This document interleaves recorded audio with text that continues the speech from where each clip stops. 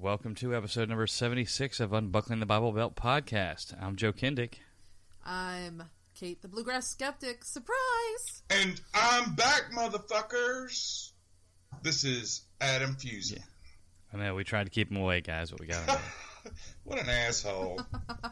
Good to have you back, man, it's good to be Some here. things don't change. I'm back up on the show stage. I'm about 15 pounds lighter. I feel better, probably smell better, and I'm just glad to be here. Well, I'm glad you smell better. I know you were. It's because you always got your nose up in my ass. Hey, can't help it. I'm just along as the third wheel, the square clumpity clump third wheel tonight. We'll take it. I wish we tried to get together prior, the day before, and we had all five of us, and it did not work out well. Too many little errors. Yeah, and Skype and all that mess, and I guess that'll be fuck something. Skype, too. Yeah. Fuck Pamela, fuck Skype.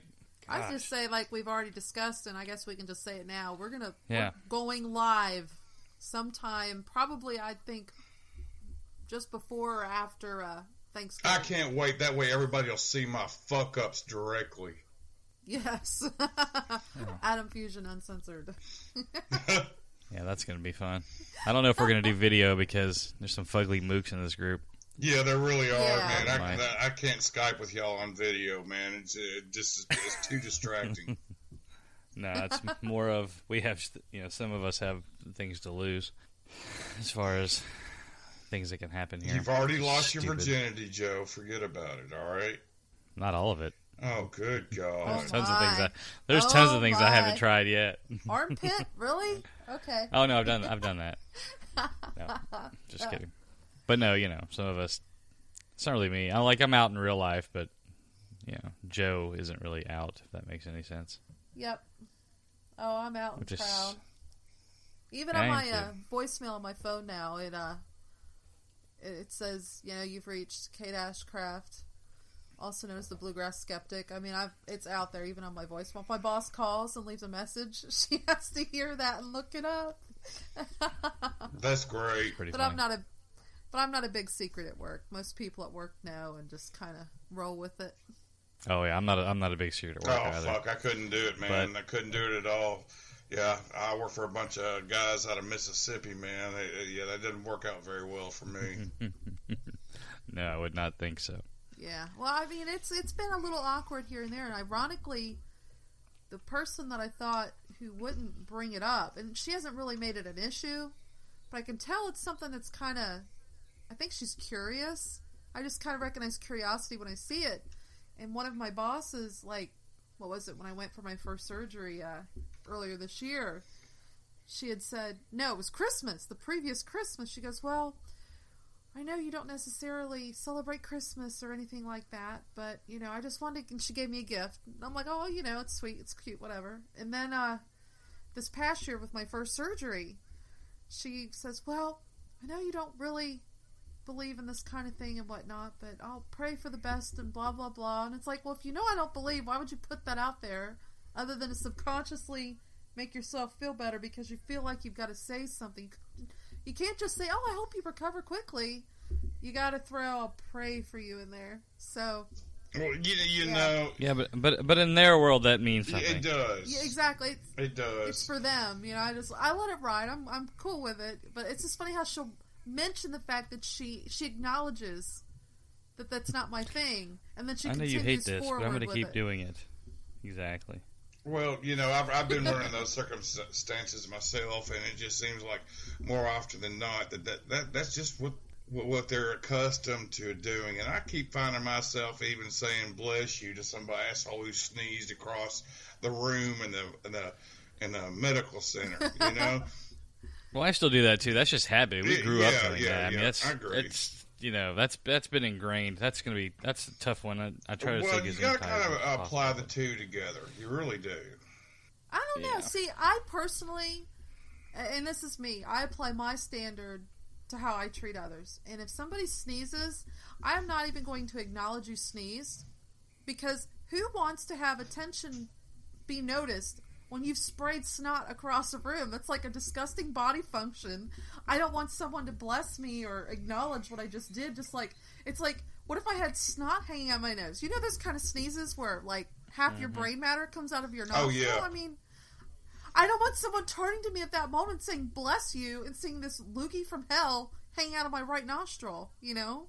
It's just like, it didn't happen. Just ignore it. Just kind of like, you know, when you're out in public and an old person farts next to you, don't turn to her and look at her and expect her to say excuse me. Just act like it didn't happen.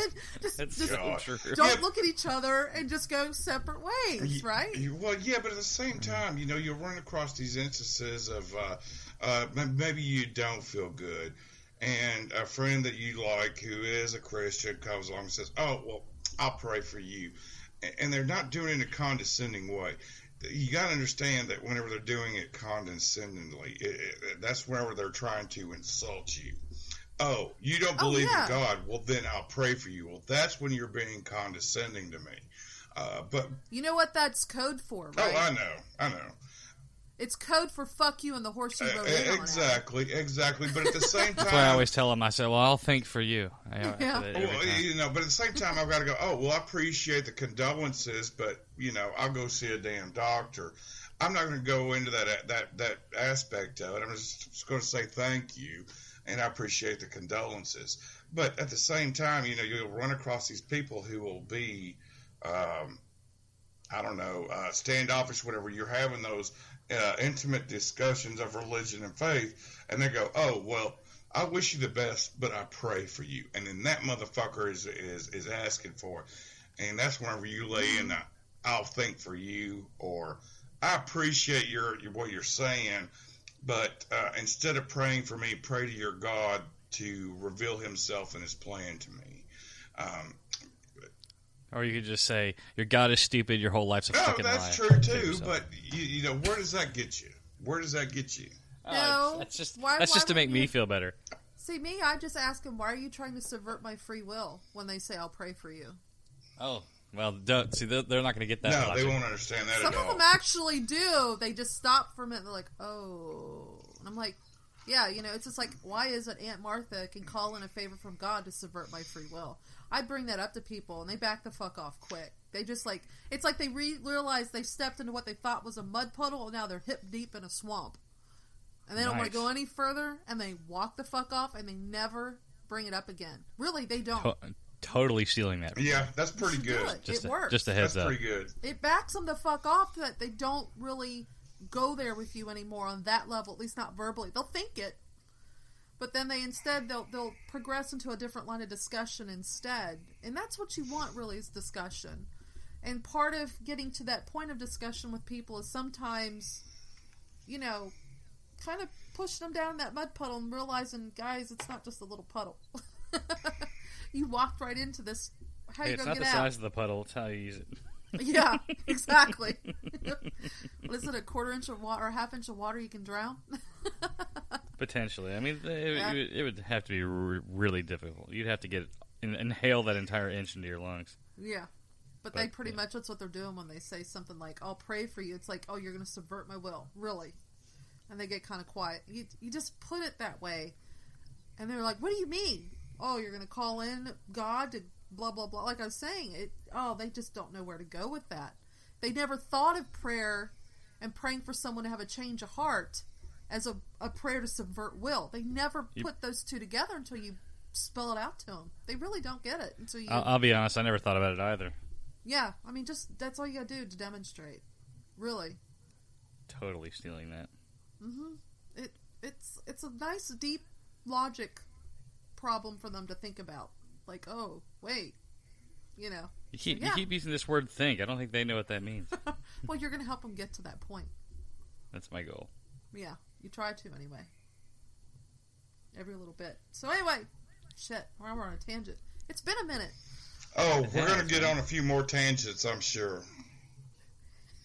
No, not us. That's not our thing. Yeah, well, that. I've got one to bring up. Just y'all get ready to roll down to the next part of the episode, and we'll go into Adam's bonfire moments from 2 weeks ago. Oh, sounds like a party. Shit. What would Adam do again? Yes, pretty much. Perfect. All what right. else are we discussing tonight, though? We'll discuss which one? The crack.com article about how to turn a cult into a religion? Absolutely. I think that'd be kind of fun. Because I think that will be fun. They've pretty much done that with cargo cults, too, to a degree. They're just not funded like they used to be. But, yeah. Did you say cargo cults? Yeah, cargo cults. Those of us that love cargo shorts? You wish. So talk about that. I had an interesting interaction on Facebook I want to bring up. And then... I'm sure that'll probably wrap us up. No, that would wrap us up. I probably will, after the cult conversation, because your cult knowledge is very, very... I can't wait. Extensive is probably the word I should have used instead of very, very good. It's one of those days. I'm going to go grab All right, lube. kids, This sounds interesting. It does. All right, we'll be back in a minute. Ow.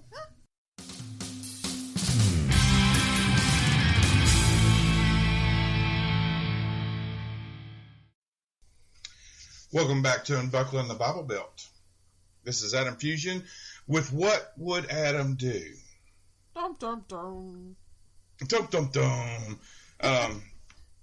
A few weeks ago, I was around a campfire again. It always seems to happen around the damn campfire. But I get picked on because everybody knows my position.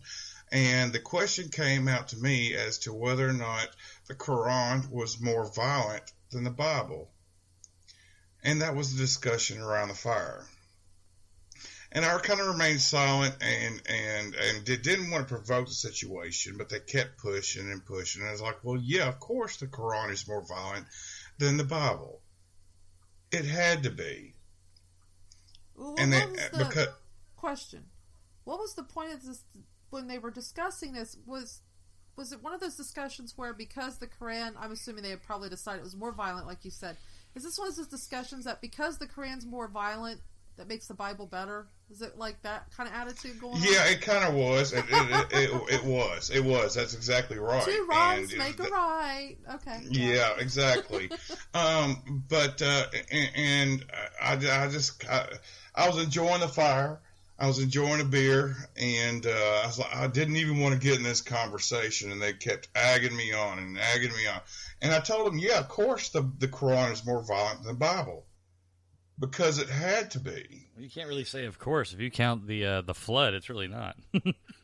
Well, my point is that of course it had to be because its claim is that it is the final religion and that it had to be more violent than the Bible.